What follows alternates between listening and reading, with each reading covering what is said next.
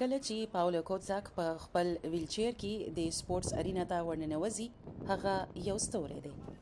هغه د ټایټنز کپ ویلچیر باسکټبال ټورنمنت تنظیم کوونکی دی چې په ټول اوکراین کې کیږي. نن دلته شپږ ټیمونه راټول شوي دي. شاوخوا 50 لوبغاړي د خارکیف، اودیسا، کیف او لیوف نه راغلي دي.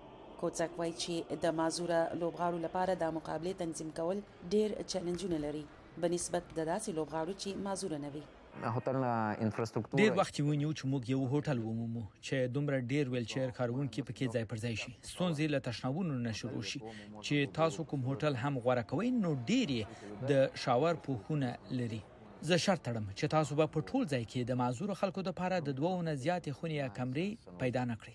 دیمیترو بیزلویسکي د اوکراین د ملي باسکټبال ټیم روزونکي او پخوانی لوبغاړی دی. هغه د کیف په ټیټانوي بیا رغونې مرکز کې د زخمی شوو پوځیانو یو ډله جوړه کړې چې د سختو زخمونو نه روغ شوي دي. کو چېرته پریکټس د سهار 9 بجې پیل شي نو دوی باید د سهار تر 9 بجو پورې راویښ شي. کو دوی د ښار په مخالف اړخ کې ژوند کوي نو شاید حتی 9:30 پورې باید راویښ شي. هغه کسان چې کوشش کوي هغه کسان دي چې پاتې شي. هم دا اوس مونږ لوبغاړي لرو او مونږ په دې کې نور هم اضافه کوو. د سکهال اتلانو خارکیف باسکټ په فائنل کې د پاولو کوتزاک ټیم ته ماتې ورکړه، خو د مقابلې وروسته سهار کوتزاک لا د مخه بیرته کار ته راغلی دی. Пробуй трошки підпружинити спиною.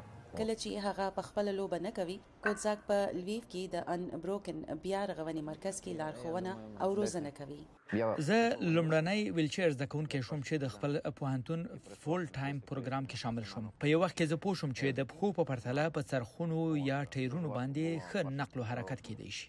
او که څه هم د هغه ټیم په فائنل کې ماتې وخوړه، د کوتزاک لپاره د جګړې په مهال د ټایټنز کپ ملي ویلچیر باسکټبال ټورنمنت تنظیم کول په خپل یو بریا ده.